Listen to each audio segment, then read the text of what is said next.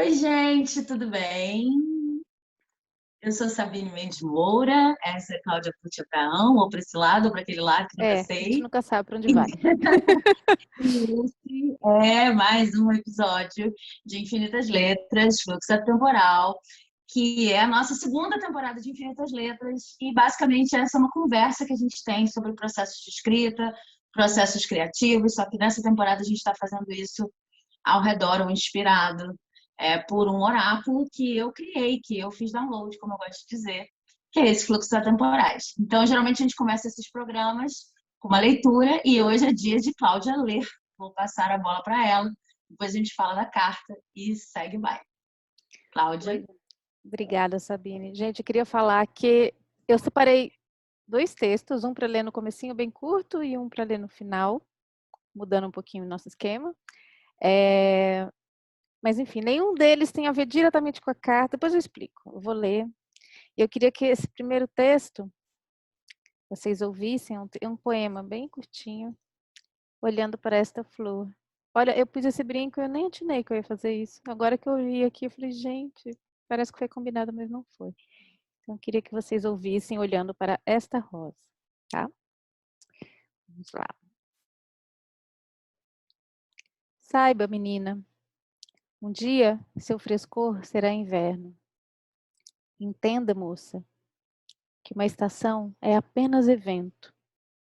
Invente, deusa, o tempo de raras belezas, em que a magia das pétalas recolhidas abra seu espírito para o templo de dentro, para que a segunda primavera seja, de fato, um jorro depois da corajosa morte. Que lindo! Tem certeza que não tem a ver? Ele está muito suave, né? Suave, mas assim. Tem a ver, mas é Não uma é porque voz. a carta pinta que não tem a ver, né?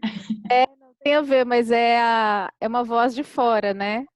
É alguém que está É, falando com quem é. está aí nessa carta. Eu tinha. É que assim, gente, eu falei que eu tinha escritos do ponto de vista de quem está vivendo a carta. E tudo que eu escrevi Aham. nesse estado, eu descobri que eu joguei fora, eu queimei.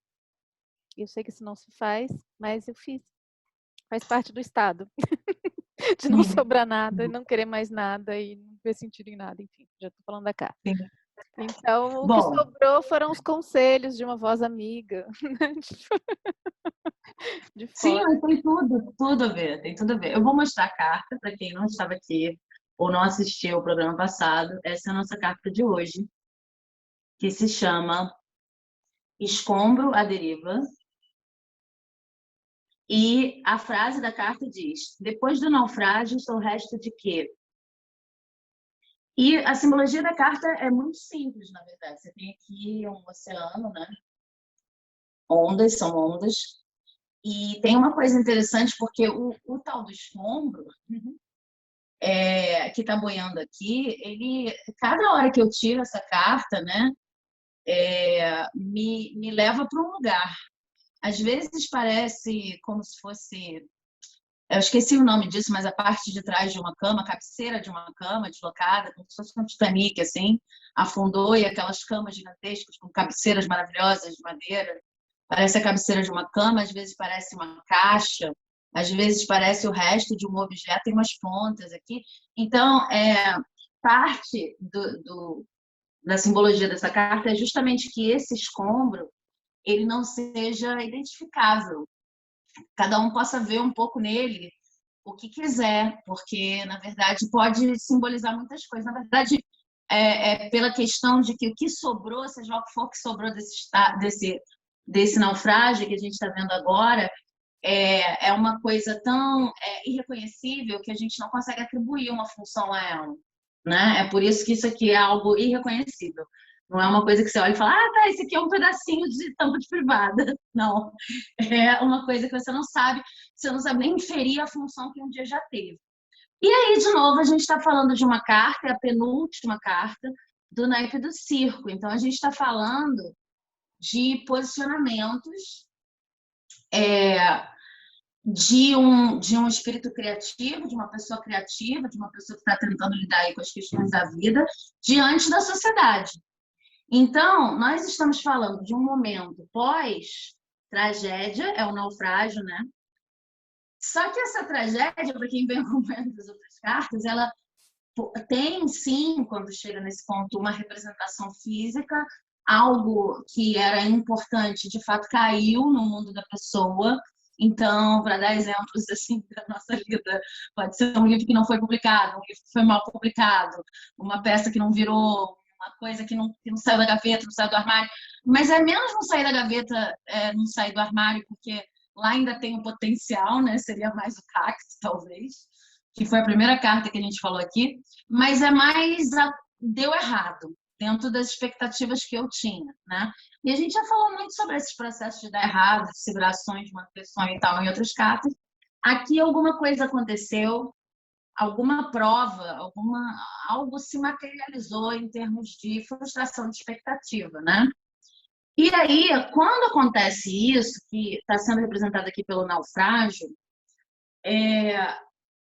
a carta fala de um posicionamento que às vezes a gente tem em relação ao mundo nesse momento, que tem a ver com esse luto, que é: eu não sei mais qual é a minha função em relação a esse mundo.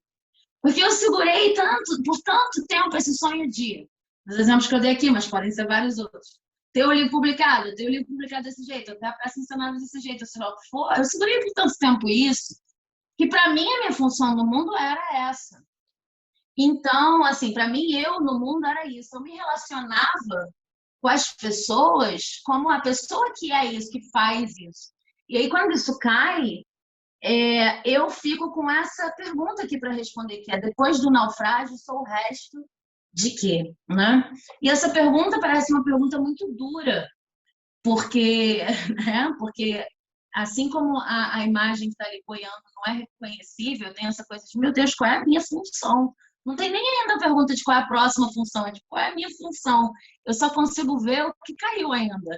Eu me sinto um resto de alguma coisa que eu estou definindo a minha história, mas como é uma carta de social, eu estou definindo a minha colocação diante dos outros, quando eu falo com os outros, quando eu me apresento, quando eu penso no meu futuro, ou qualquer coisa que eu possa fazer, eu só penso em mim como o resto de um sonho que deu errado, de um projeto que deu errado.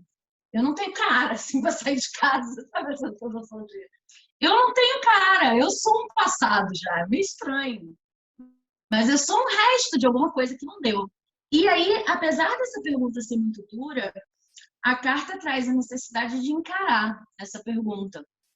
Porque eu acho que todo mundo sabe, num determinado nível, que ninguém é resto de nada.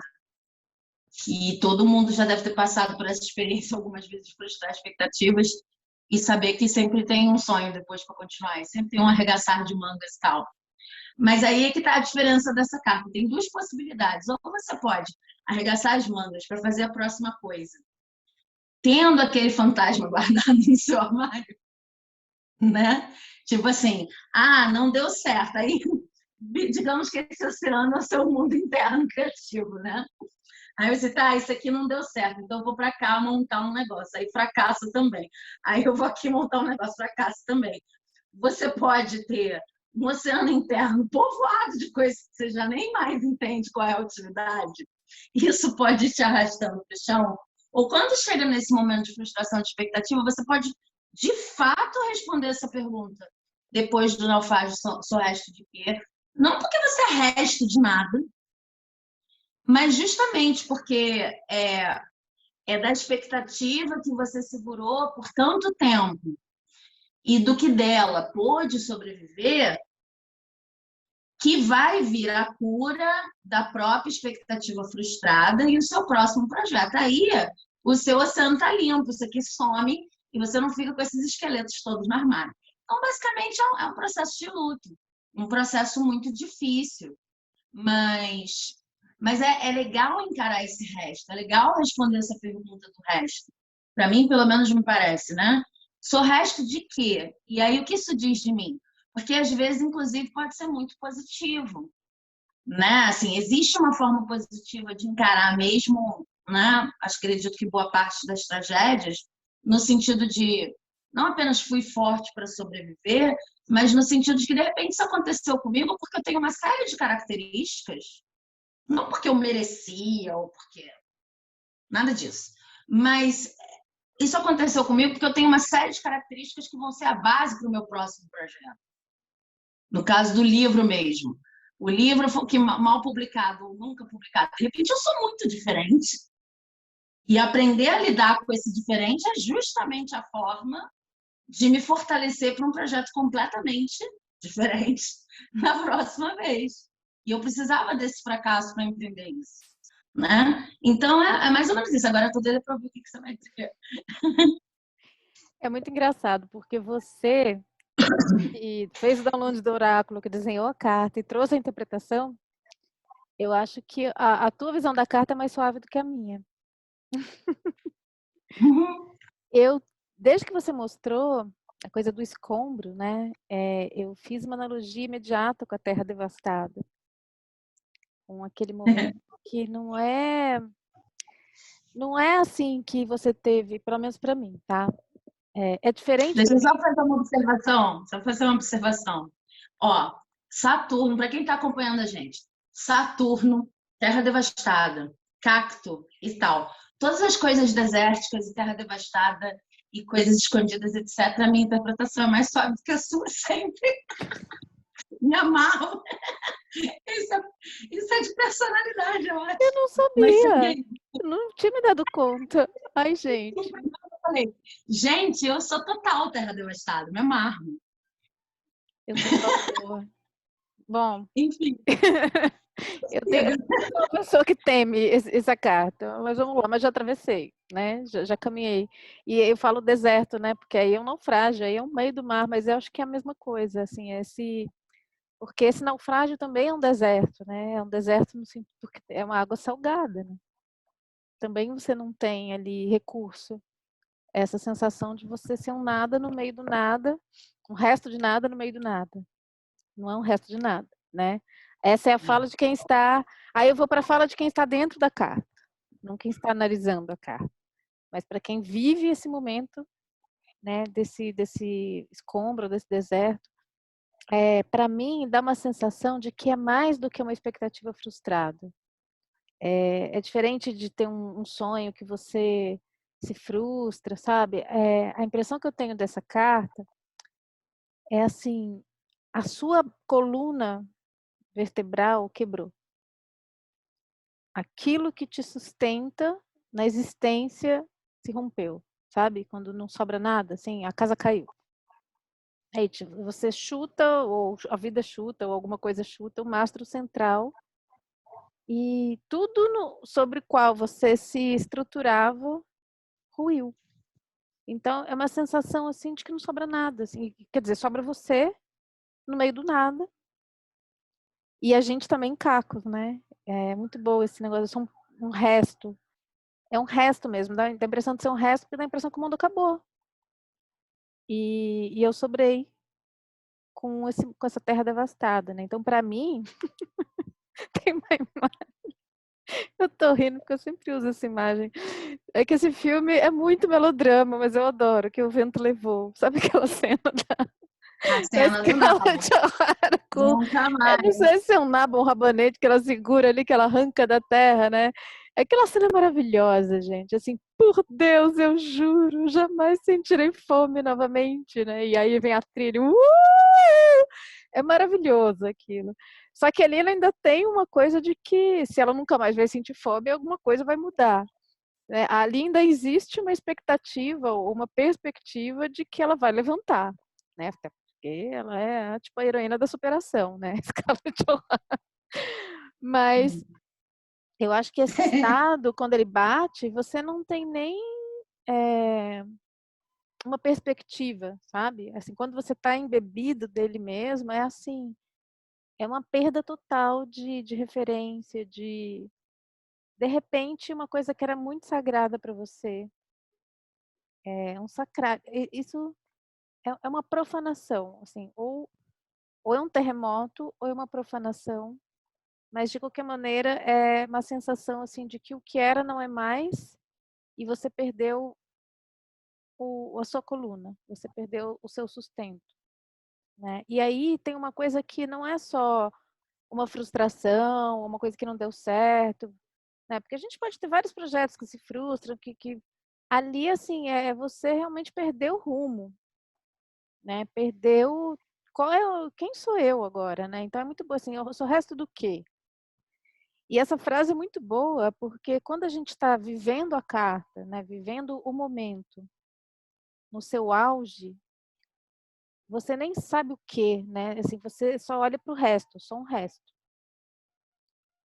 E eu lembrei muito do meu filho, uma vez ele teve uma briga na escola, e eu estava vivendo um momento muito difícil da minha vida e sincronicamente, ele teve uma situação na escola muito pesada,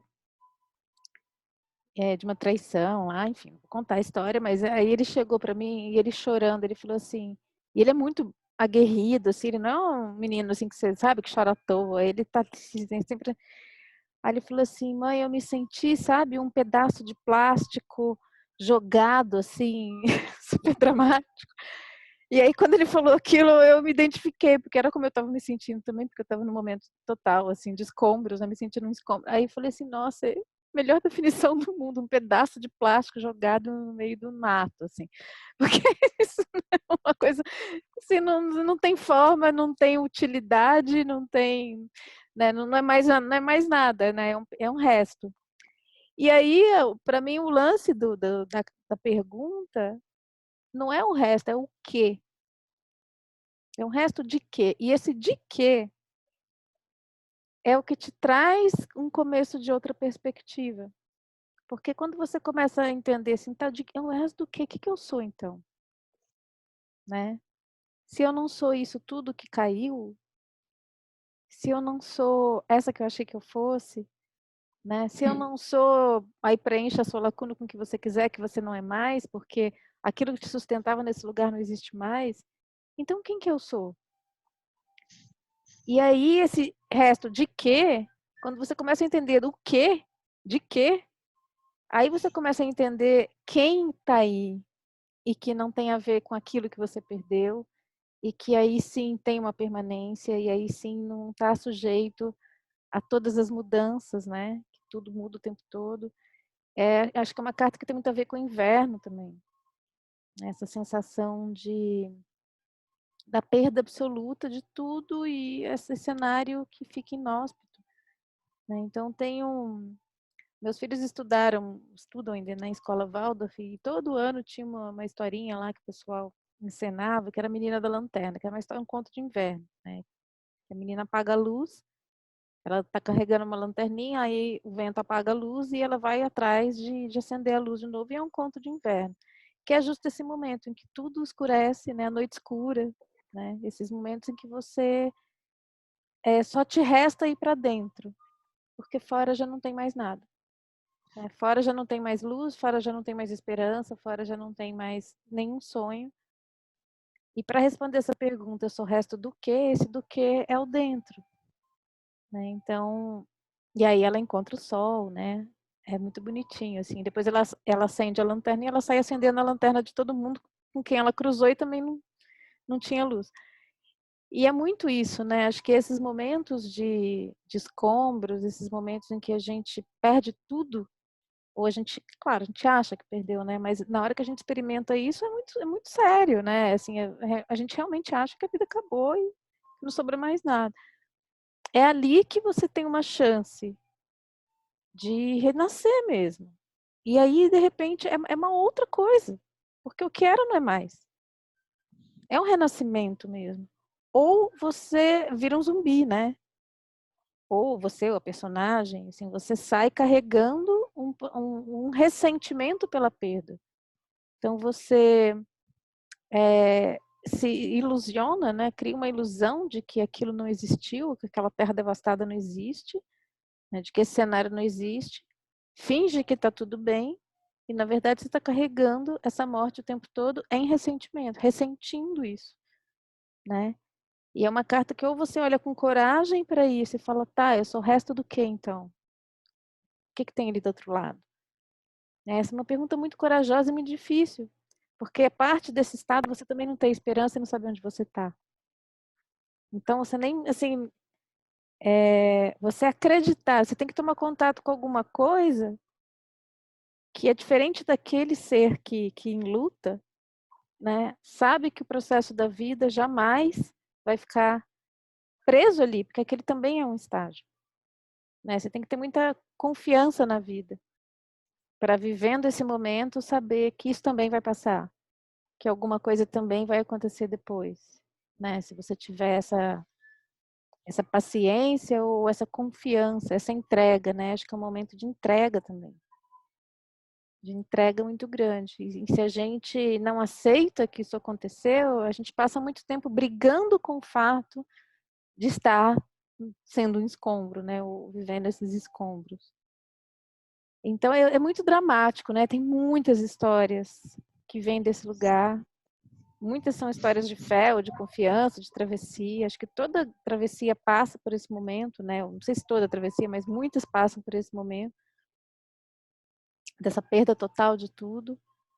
E é isso, né? Quando a gente vê de longe, você fala, noite escura da alma, né? Faz sentido, assim, tem. Aí depois você vê quem renasceu, o que mudou, você fala, poxa, precisava ter passado por isso. Essa transformação não ia acontecer se sobrasse sabe, um fiozinho de cabelo da vida anterior. E a gente se agarra aí, né? A gente se agarra. Tem uma parte nossa que não quer ir embora de jeito nenhum, não quer morrer, não quer virar um escombro. Então você se agarra ao que tiver, não pode ter nada. Porque senão a gente se agarra naquele fiozinho, fica lá, né, pendurado naquela vida horrível.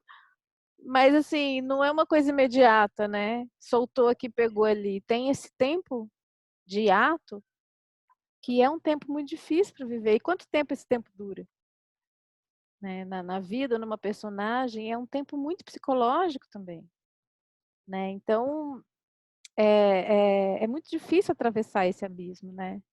E é um abismo. Então, ele pode ser um lugar muito triste, desesperador, ou ele pode ser um lugar de desapego, né? Se você está ali sabendo daquilo e vivendo aquilo com sabedoria e aceitando, né, que agora não sobrou nada, o que era acabou, mas você sabe que tem algo que é permanente, mas é interno, tudo que é fora é impermanente mesmo.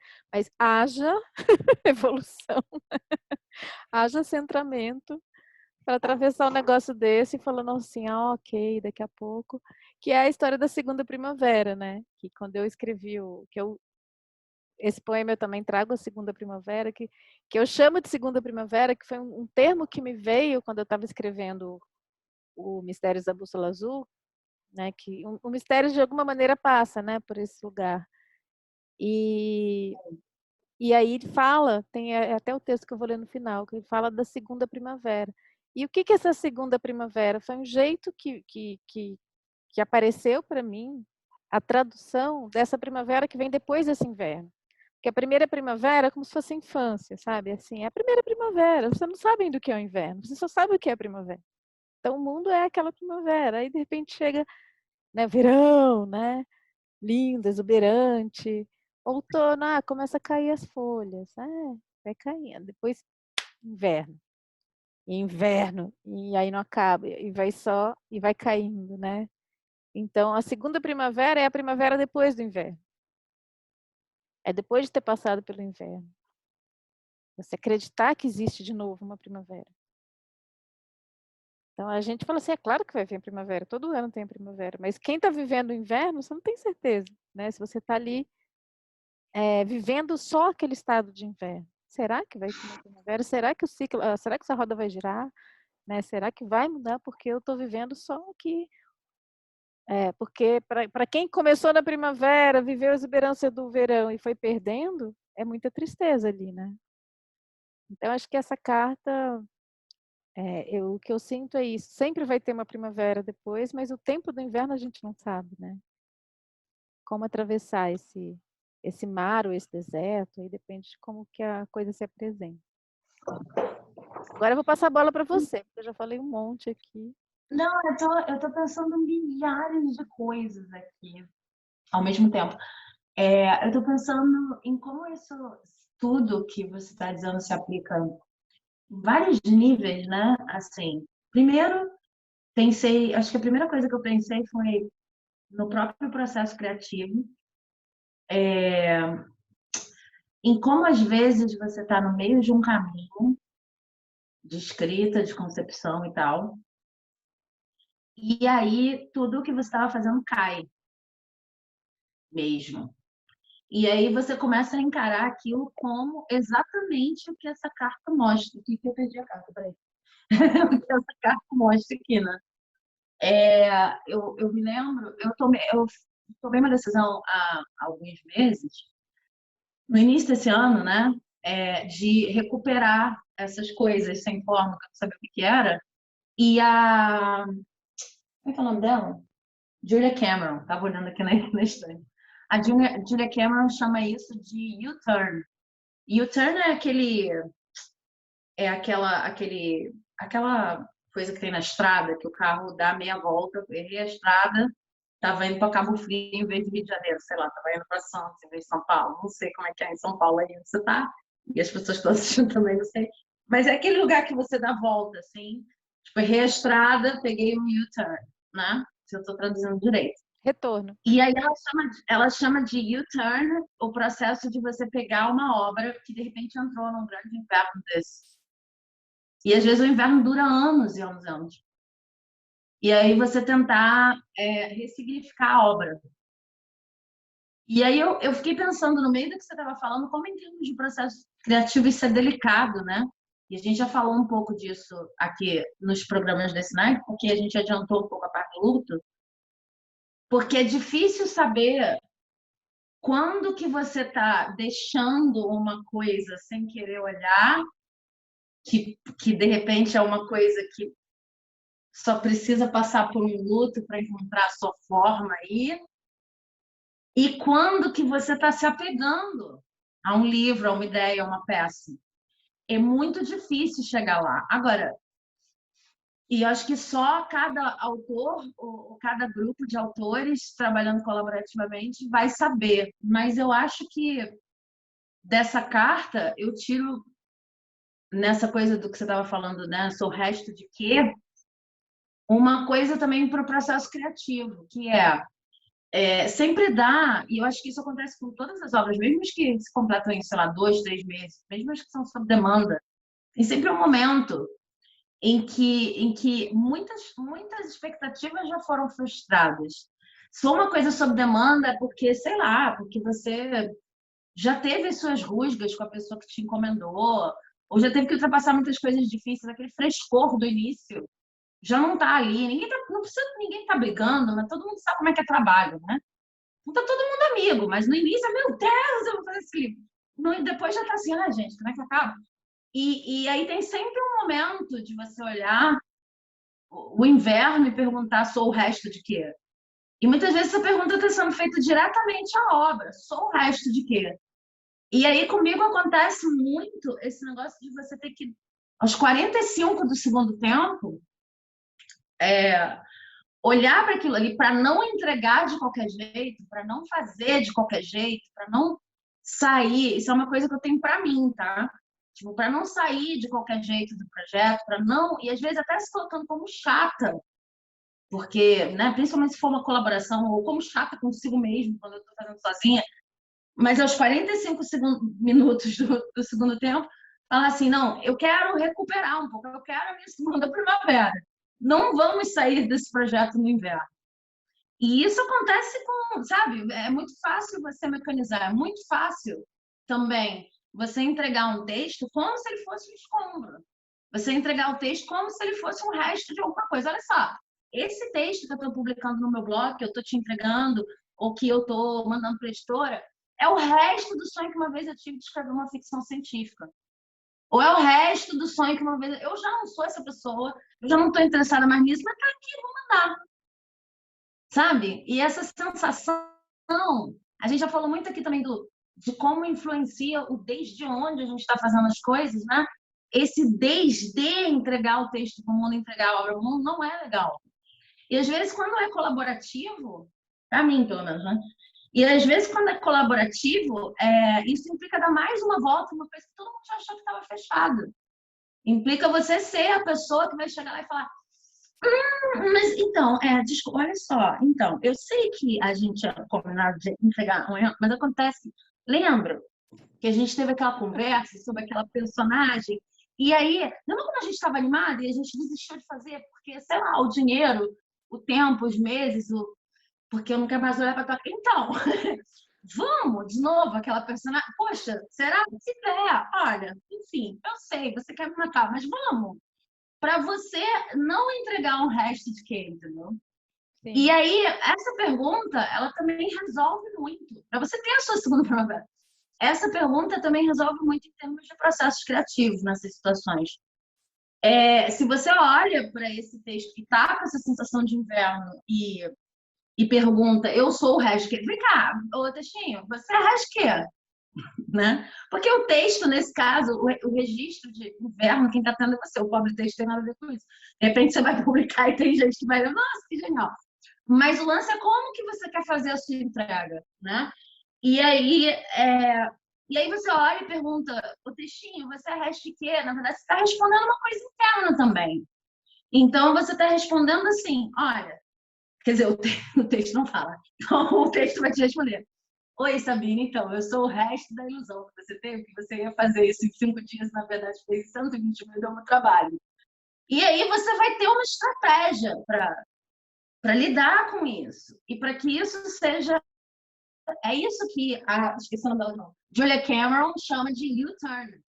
Só que isso pode acontecer com um texto que você escreveu com 15 anos e deixou na gaveta virtual de um disquete que hoje está no HD. E isso pode acontecer mais dinamicamente, né, aqui no dia a dia. Isso pode acontecer com um job ou com uma coisa que você está querendo muito fazer. E isso está só mimetizando uma coisa que acontece na vida, que era o que você estava falando antes, né? É o ciclo das coisas. Eu acho... Estou aqui viajando, tá? Desculpa, você não acabou, né, o raciocínio. Termina de falar. Não, eu só ia falar que, para mim, talvez esse processo não seja tão intenso, assim, eu gosto de luto. E eu gosto de... porque eu tenho uma perspectiva em relação ao luto, não é que pode parecer um despreparo meu, até um desrespeito, ou uma falta de amor com a vida, não é isso, não. É porque eu acho que quando a gente rompe, é mais ou menos como, para quem conhece tarô, a carta da torre. Tem gente que morre de medo, torre, ruptura, e tem gente que ama. Eu sou daquelas que ama, né? Eu tenho como valor a ruptura. Eu tenho a ruptura é um dos meus valores, pelos quais acho que eu morreria, né? Então, assim, defendendo uma ruptura. Porque eu acho que é isso, assim, para mim, a ruptura, a morte.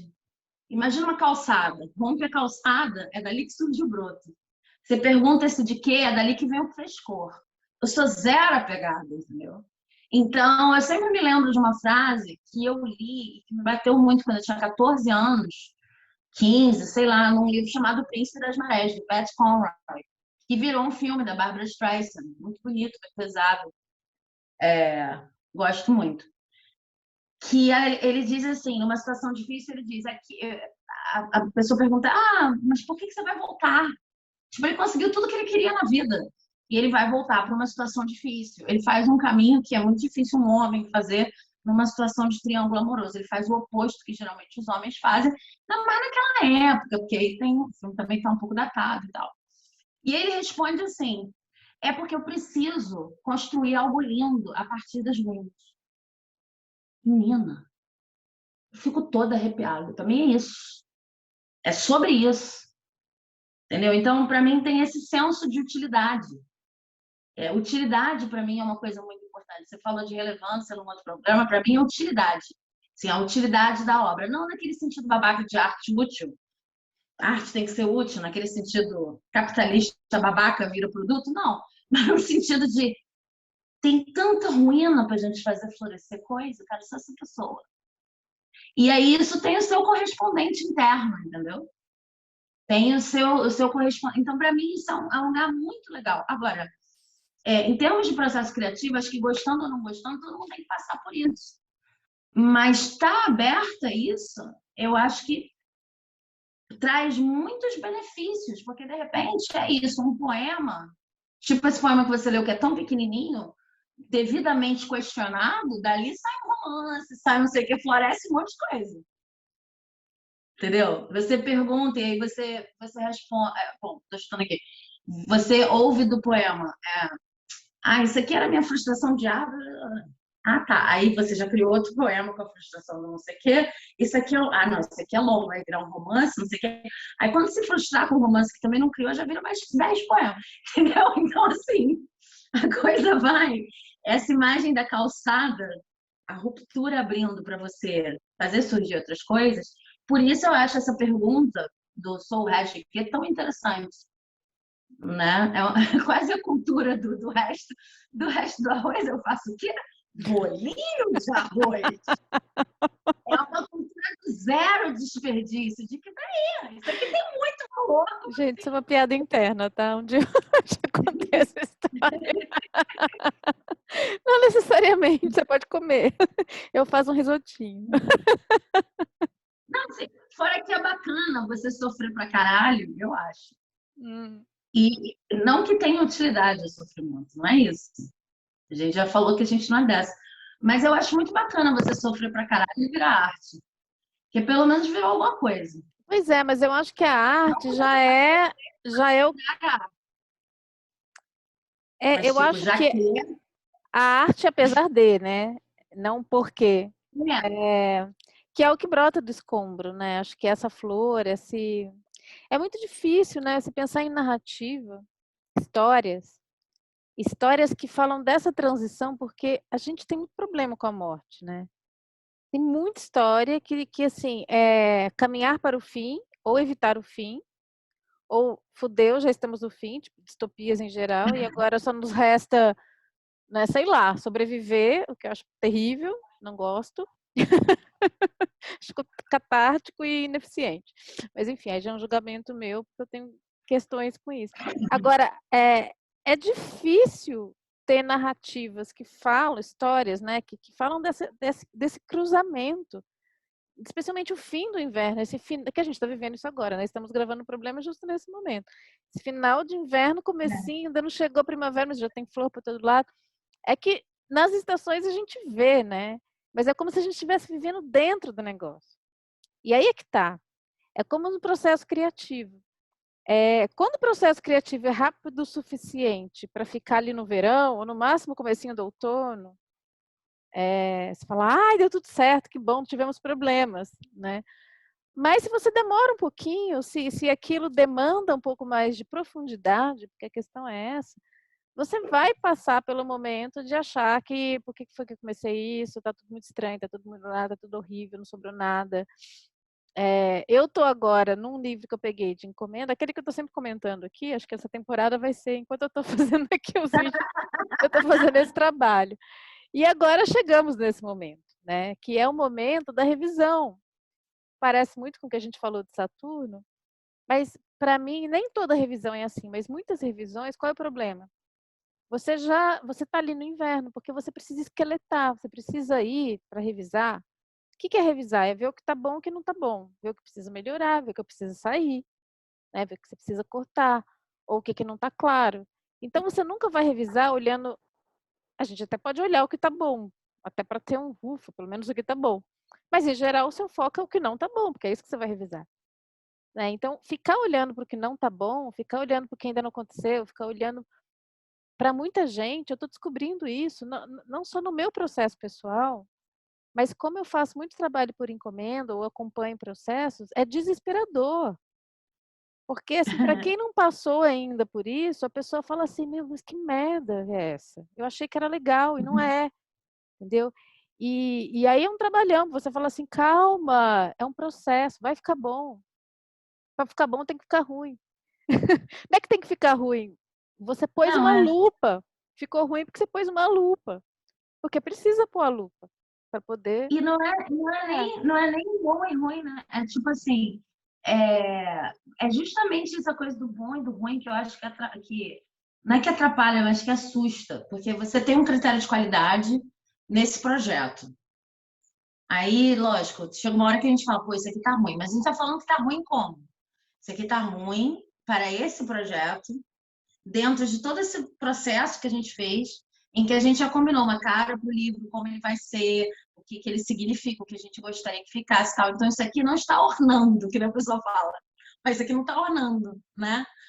Mas aí, receber a crítica é difícil, porque a única coisa que você ouve é: eu sou um imbecil, que não sabe. É. Nossa, Ou eu isso sou não uma vai mulher. ficar bom.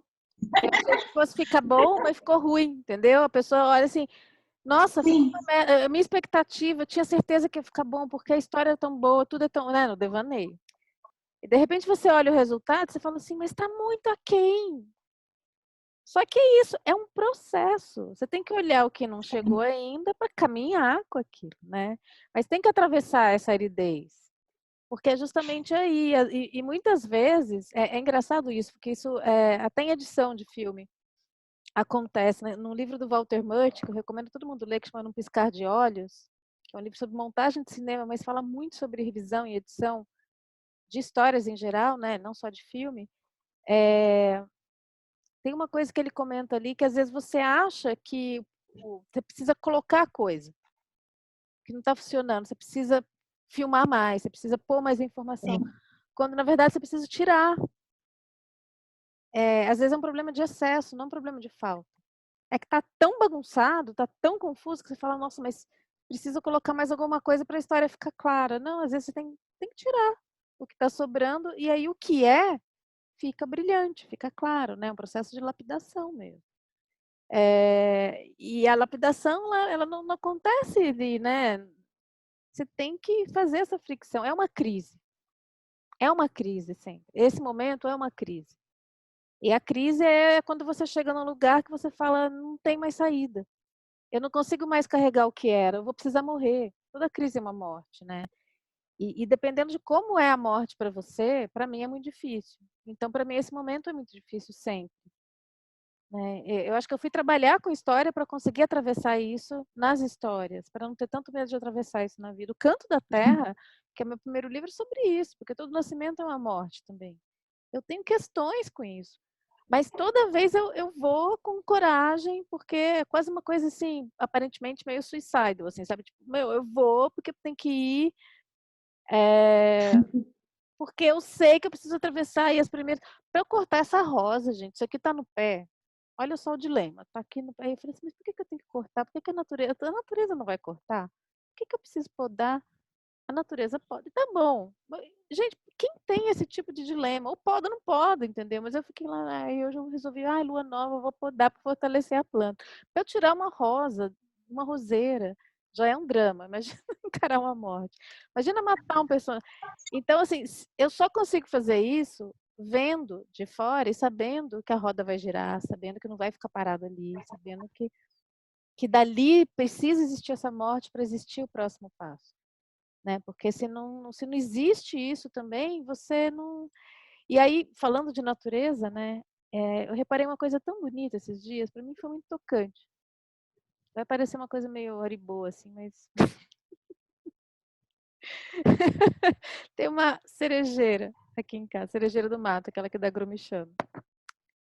E aí, de repente, ela começou a perder folha fora do outono, né? Ela começou a cair, cair, cair, cair folha. Eu falei, nossa, de repente ela encheu de flor e vai dar frutinho. Eu nunca tinha reparado, até porque a folha dela é muito pequenininha, eu nunca tinha reparado que para dar flor e para dar fruto, algumas árvores perdem as folhas. Então, assim, você precisa. Gente, aí você fala, Cláudia, é óbvio, outono é isso, mas você fala assim, mas por que precisa perder a folha para dar o fruto? Por que tem que ter uma perda antes de ter alguma coisa? Será que para a árvore é sofrido perder a folha, assim como seria, sabe? Será que a árvore, quando está perdendo folha, acha que está passando por esses escombros, estou perdendo tudo, estou esqueletando, né? E de novo entra na questão de Saturno, que é quem rege quem? Os ossos. Fica o essencial, né? Fica o que é só. Porque se a gente não sabe o que é, a gente acha isso, é o famoso do quê, eu sou o resto do quê. A gente tem que saber o quê. Porque se a gente confunde o quê com o que está fora, com o que está na superfície, a gente não sabe quem é também. A gente fica dependente dessa situação existir para dizer quem eu sou. Né? Então, esses processos, eles necessariamente, ou eles te jogam no ressentimento, que aí é uma falta de sabedoria mesmo, né? Quando a gente cai no ressentimento, a gente não entende o processo, a gente fica ressentido com a vida, com as pessoas que colocaram a gente nessa situação, porque não deveria estar acontecendo. Mas com um pouco mais de sabedoria, você fala assim, eu só sou quem eu sou porque eu tive que passar por isso, não ia saber. Né? Aí que a gente acha que o sofrimento ensina, não é que o sofrimento ensina, esse lugar ensina. E aí a gente sofre horrores porque a gente não aceita. Aí a gente confunde tudo isso com sofrimento, mas na realidade o sofrimento é isso, é a não aceitação desse estado. Né? E aí eu fiquei olhando para a árvore e falei assim, ai, me ensina a perder tanta folha e não achar que é o fim do mundo. Né? Porque ela perdeu aquele É monte. engraçado porque a árvore, ela tem folha. E ela não tem escolha em relação a ter folha. Ela tem folha e ela tem que dar fruto. Você e eu, quando a gente escreve um livro, tudo bem, que pode ser inspirado pelos deuses, pode ser uma coisa que a gente precisa muito fazer, pode ser de tudo que você quiser. Mas, assim, é um pouco diferente da árvore no sentido de não tem uma faca no nosso pescoço para a gente escrever o livro. E por que eu estou falando isso? Eu estou falando isso, tem uma lógica. Eu estou falando isso porque quando eu estou nesses Roda. momentos.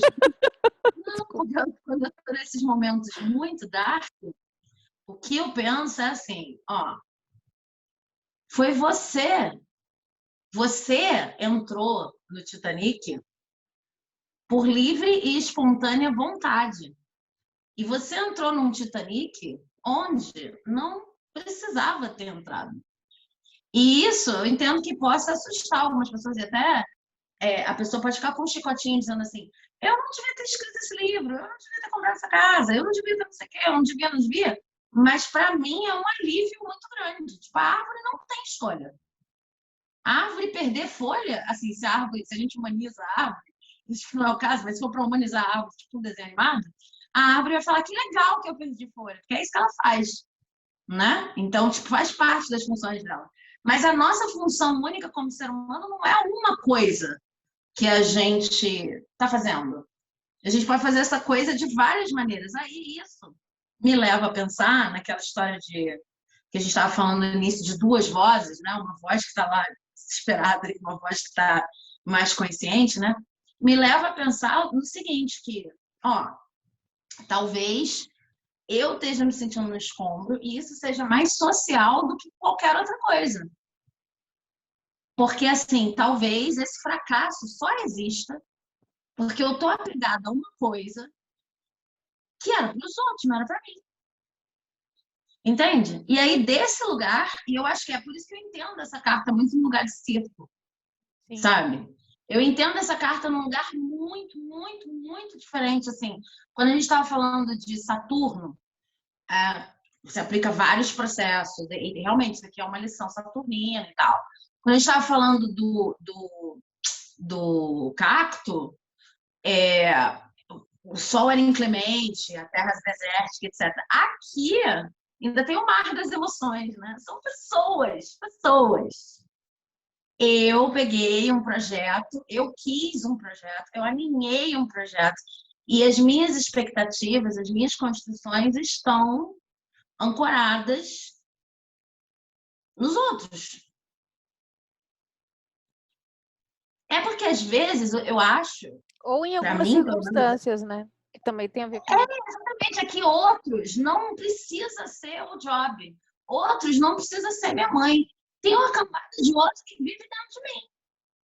Entendeu? Então, assim, um dos processos mais delicados que eu tenho que fazer todo dia é saber, um pouco como lá a borboleta, se eu estou escrevendo uma coisa porque ou se eu estou escrevendo uma coisa porque ainda tem um monte de crença dentro da minha cabeça que foi enfiado por outros e que eu nunca examinei.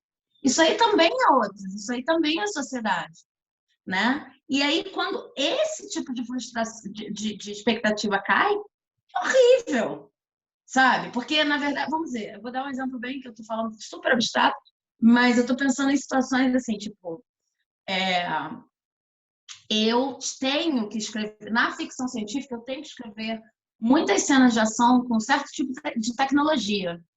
E essa tecnologia tem que ser apresentada sempre com uma explicação relativamente coerente em relação ao que a gente tem realmente de científico sendo desenvolvido hoje em dia nas cenas. Não é uma coisa que eu tenha examinado a fundo, é uma coisa que eu li por aí, é uma coisa que quando eu fui a eventos disseram que era assim. E aí eu vou, mas eu vou como? Tipo, isso, eu quero participar desse clube. E aí eu tenho que botar isso no meu livro. Tudo bem, isso é só uma das várias coisas que eu tentei botar nos meus livros de ficção científica, sem examinar se era a minha parada, se eu concordava com isso, tinha a ver comigo, não sei o que, não sei o que lá. Tipo, um tempão para examinar. Beleza, porque era ficção científica. Veio desse lugar de querer participar do clube. Eu vou lá e escrevo. Blá, blá, blá, blá, blá, blá, blá, blá, blá. Tudo bem. Aí o livro não faz sucesso. Caraca, é muito mais ranço. Nem era meu para conversar. Nem era meu para começar. Ainda dá errado. Eu tomando todo esse cuidado. Eu lambendo as bolas de gente que eu mal sabia o que era. Porque assim, eu não estava lambendo puxando o saco de ninguém, gente. Imagens horríveis estão saindo na minha boca hoje. Mas assim, eu não estava puxando o saco de ninguém. Eu não estava em nenhuma festa, em nenhuma feira, em nenhum lugar assim. Por favor, goste do meu livro. Não, mas mentalmente eu estava. Entendeu? Se é para exagerar a influência dos outros na nossa vida, toda vez que eu ouvia ficção científica é isso. Olha, e pior, no caso é pior. Abri o jogo aqui. Porque eu já tinha lido quilos de ficção científica. Americana, francesa, italiana, não sei o quê. E eu conhecia várias ficções científicas que não eram escritas dessa maneira. Mas como eram, sei lá, na hora de eu escrever, virei criança. Então aquilo ali foi parar não examinado no meu texto. Isso está incompleto, isso está no primeiro conto que eu escrevi, não sei o quê. E agora eu estou tentando jogar para um outro lugar. Agora, você imagina a tragédia do ser humano, um naufrágio, sou o resto de quê? Eu sou o resto do sonho dos outros, galera. Os outros, eles não sabem. Eles não conversam comigo dioturnamente. Eles não sabem que eu estava usando as orientações deles. Eles, inclusive, estão cagando e amando, entendeu? Mas assim, eu fiz porque eu quis. E nem foi tão consciente assim. Em nenhum momento eu escrevi no meu caderno. Usar. Não, esse processo de autenticidade e de rever crianças e de ir se tornando, até acreditar que você pode construir o seu lugar na ficção. Nossa, demora pra caralho. Então, assim, essa carta eu acho que está falando desse lugar. E claro, que pode falar de vários lugares. Mas é social, entende? Isso aqui foi só um exemplo. É como que essas influências, então, essas influências te botam para baixo. Por que tem naufrágio? Porque naufragam as crenças. Quando você vai perguntar resto de quê, por um lado, é isso que você falou. Eu não posso ser resto. O que sobrou que não é o resto?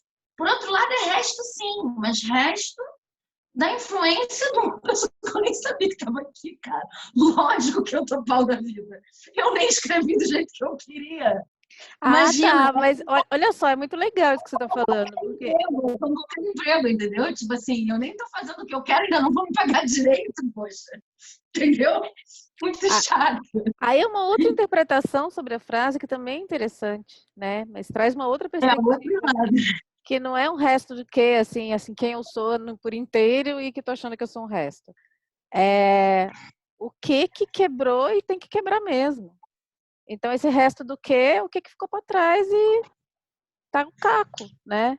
É como eu vejo, porque na realidade mesmo, quando acontece isso, não sobra nada. Então, o resto é o resto da casca, né? É o resto do que ficou para trás, é o resto do que eu estava achando que tinha que ser. Então, também tem esse resto que é resto mesmo, né? Não é... Não valida o luto, porque muitas vezes você nem sabe que você tinha trazido essas pessoas com você. Então, às vezes você está descobrindo, inclusive, o que morreu, nesse sentido, assim, gente, morreu alguma coisa, está fedendo, mas eu nem sei o que era. Mas tem um negócio aí muito doido, que aí é... Eu lembro da Tospira com o tempo, lá com o Sankofa, porque assim... Tem um negócio que é assim, quando a gente está vivendo ainda nessa travessia, Você está ali se agarrando ao último resto, né? Sim, Se agarrando ao último escombro, a última madeirinha ali, ficamos aí. para não morrer. Imagina que vida infernal, né? Eu lembro do Titanic mesmo, o cara ali se segurando. Eu falei assim, meu, que vida é essa? Morre logo de uma vez. Então. Ou você vai ser salvo, Melhor, né? né? Porque imagina passar a vida agarrado no... Enfim, aí já me levou para outro lugar. Mas esse... Você já voltou a se agarrar, Cláudio, Já desagarra. vou... Mas tem esse negócio de... lembrei que eu ia falar. Tem dois tempos, assim. Tem esse momento que você está agarrado ali na última coisa, que você não acha que aquilo é um resto que já devia ter morrido. Você acha que aquilo é a última salvação, né? Você está se agarrando por inteiro naquela última coisa que tem ali boiando no oceano. E aí, quando você faz a travessia, que você morre, não tem jeito, né? A vida dá um jeito de fazer o que tem que fazer, você morre. Aí, quando você faz a travessia, quando nasce o broto, quando você fala, olha, renasci, olha, não é que tem alguma coisa depois, né? Aí você olha para aquilo, aí você vê que era um resto. Aí você vê que você estava agarrado na carcaça que já tinha Sim, ido. Mas na hora que você está agarrado ali, e assim, e como é que você pula de um negócio para outro? Parece que tem um hiato, sabe? Não tem assim, o momento em que eu dei o último adeus, em que eu morri, e aí senti a morte me dissolvendo, e aí depois eu renasci, e aí eu olhei para casa. Parece que tem esses dois momentos. Eu agarrado no negócio e eu falando, ai, olha só, era só uma casca do que tinha. Né? Que essa... Ai, que bom que foi renascer, nossa, que bom, olha que fresquinho esse lugar, né? Por que eu fiquei tanto tempo ali estribuchando para morrer? Por que eu não morri logo de uma vez? Parece que tem um salto. Parece é, que ou você está numa coisa ou na outra, né? Não é uma sequência, assim, acho que por isso que para mim eu sinto que tem um hiato, né? E parece que tem esse limbo que se atravessa ali entre soltar o último escopo, soltar esse último resto, perceber que é um resto, né? Perceber que você já não é mais nada daquilo, perceber que não tem mais nada, né? Dali não se tira mais nada. E parar de olhar para trás, essa coisa de não olhar para trás, né? É muito árido ficar olhando, sabe? E uma coisa é o luto, outra coisa é você ficar preso ali, né? E aí vem a questão do ressentimento. O ressentimento, ele é um estado psíquico, ele é um estado que você fica agarrado naquele sofrimento, né? Na verdade, você não aceita que passou por aquilo, então você não vai para o próximo estágio porque você fica ressentindo e achando culpados né? E isso tem muito a ver com o nosso país agora, muito. Não só porque o Brasil está uma terra, né? Tá esse mundo escombro mesmo, mas porque o que sim, gerou esse estado tem muito a ver com ressentimento de coisas que não são aceitas, né? sim. Então, é muito forte isso, né? Necessita de muita coragem esse estado. E eu acho uma carta muito interessante, porque eu realmente acho que muitas histórias são desse lugar, né? Quando a gente está passando... Eu lembro que quando eu estava passando pela minha última crise, não vou aqui relatar, ninguém merece ouvir, mas é aquela história da sintonia, né? O que gruda em você quando você está vivendo? E justo me caiu de ler, eu nunca tinha lido, tive que ler para fazer um trabalho Vida Seca. Eu falava assim, meu Deus, assim, eu chorava, eu não conseguia ler aquilo, eu tinha falta de ar, eu nunca tive assim, foi um negócio difícil demais. O livro já é difícil, né? Mas foi mais difícil ainda, porque assim, eu vivia cada uma daquelas passagens e eu sentia no corpo, assim. E é terrível, imagina você passar uma vida com isso, né? É melhor entregar logo de uma vez. E é justamente essa entrega que é a dramática, né? Acho que para mim, assim, em termos de história, eu acho interessante justamente essa coragem para essa última entrega, né? Para isso que tem que ser feito aí nesse momento e fazer essas perguntas. Eu acho que essas perguntas, eu acho que a chave da carta é essa, né? A pergunta é o que te faz ir para um outro lugar, que não é só ali ficar ali afundando na circunstância. Né? Quando a gente É pergunta, engraçado, é engraçado como narrativamente isso tem mudado, né? Assim, até em termos de mitos, né? O pessoal gosta muito de escrever a partir dos mitos. E recentemente eu entrei em contato com uma pesquisa sobre mitos asiáticos e descobri várias figuras femininas, de fantasmas, de bruxas, de vários níveis diferentes de assombrações. E aí, eu tenho visto assim, tanto Tailândia quanto Indonésia, quanto China, quanto Japão, recuperarem as figuras originais, né, dessas mulheres e recuperarem para questionar justamente esse, assim, para dar a elas uma segunda primavera, basicamente. Porque dentro de um esquema em que a mulher era considerada assombrada, não é assombrada, amaldiçoada por não ter conseguido ser mãe, por não ter conseguido cumprir a sua rota da fertilidade, por não ter conseguido, é, enfim, fazer com que o seu casamento fosse bem sucedido. Ela acaba virando um fantasma, né? Agora tem umas leituras queer, umas leituras pós-modernas, umas leituras que desconstroem isso e que vão ver, não, peraí, vamos deixar esses mitos um pouco menos escombro e um pouco mais segunda primavera. E a forma como fazem isso é muito interessante. Eu estava estudando Meinak Pranagong é o nome do lugar, e assim, é muito legal, né? Porque é uma mulher que morreu grávida. E aí tem uma questão em relação a mulheres que morrem grávidas, né? E isso gera muitas histórias de terror, mas ela tem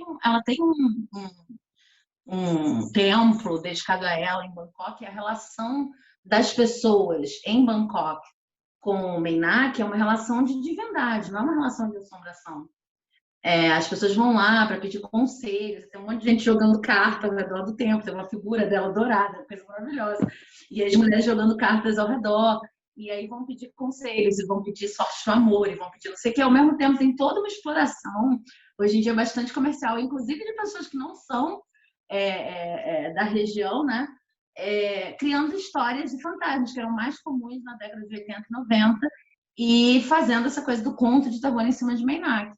E aí eu acho bacana, porque assim, o terror é só um exemplo que eu posso dar aqui, mas como que nas narrativas de terror, esse lugar do desespero, até esse lugar do desespero, até no terror, está sendo convertido numa coisa de, peraí, vamos dar mais uma chance, inclusive para isso, que era entendido como monstruoso.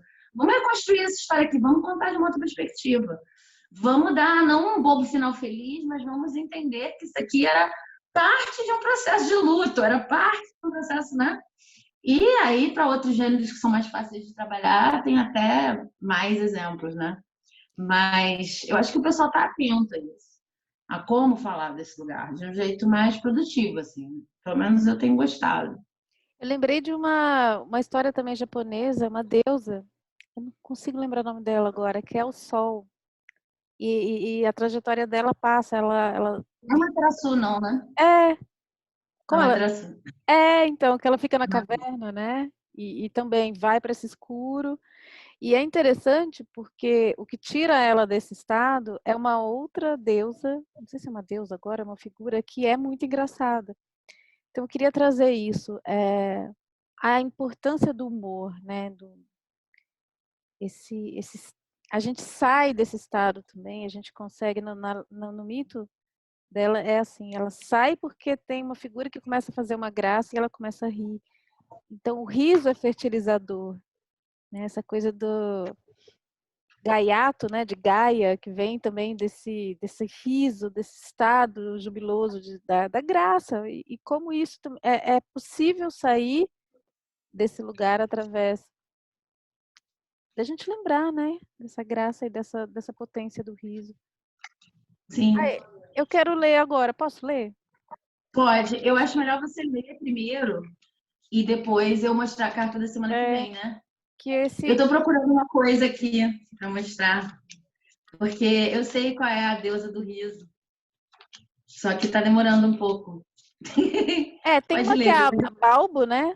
Que também tem essa coisa do riso, mas tem uma outra na lenda da... Como chama? Gente, Essa da deusa japonesa, qual é o nome dela? Vou tirar a última carta. Eu tô procurando aqui, ó, no tarot todinho, ó. Ah, ela aí. Amaterasu. Amaterasu, E olha que o lindo. riso que eu lembrei é o Zumi. Isso! Lindona, né?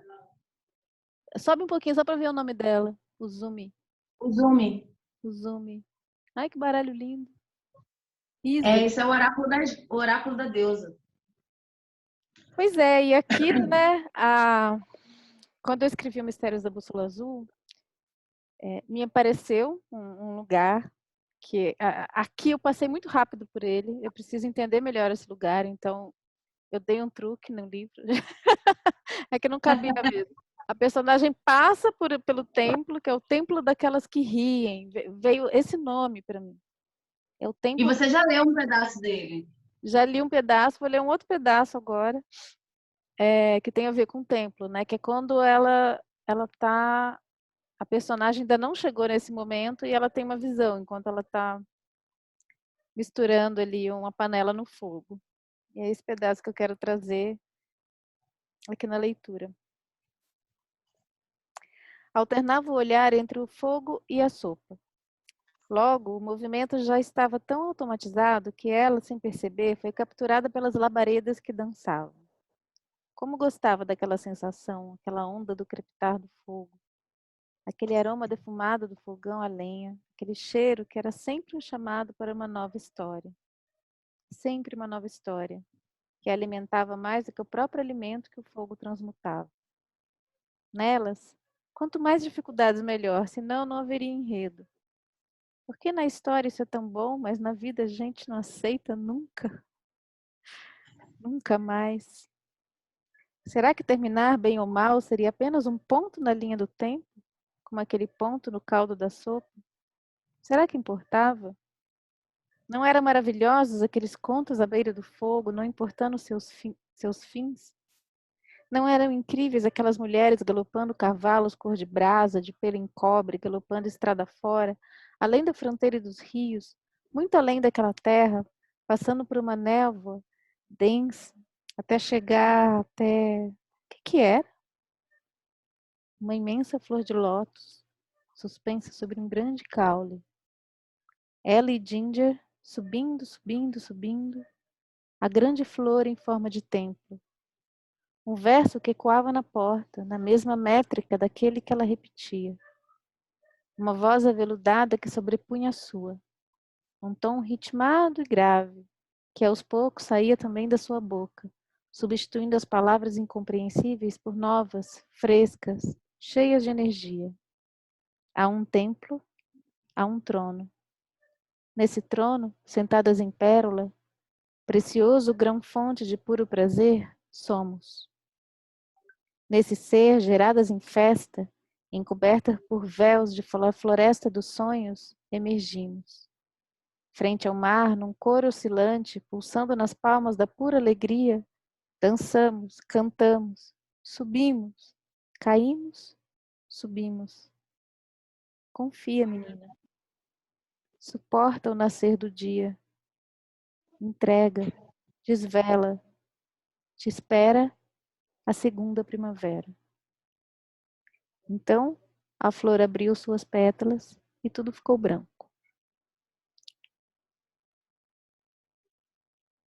Isso, uma profecia. Ah, eu adoro essa passagem, viu? Eu adoro o tempo daquelas que riem. Para mim é uma imagem muito vívida. Eu preciso voltar para lá. Ele ainda é muito misterioso para mim. Preciso voltar Bom, para eu vou lá. mostrar a carta da semana que vem, que ela tá fraquinha, mas eu espero que dê para ver. Ela tem uma imagem tão bonitinha. Acho que só quando chega perto. Tá fraquinha mesmo. Tá fraquinha mesmo. Peraí. A frase não, mas a carta. Não, mas tá dando pra ver. É só a carta. Uhum. Assim é um pouco melhor. É um serzinho coroado de asas, com as mãozinhas no muro, um céu estrelado e uma lua. E essa carta se chama Filhote. E a frase diz: da lua vim. E agora? Que fofo. E ela é assim, Então, apagadinha de propósito? não, ela apagou mesmo. Mas só Inclusive, ela?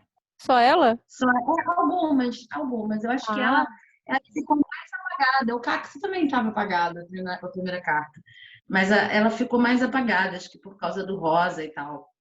Não sei, eu tenho um pouco de resistência a passar por cima, porque foi tudo feito de uma vez só.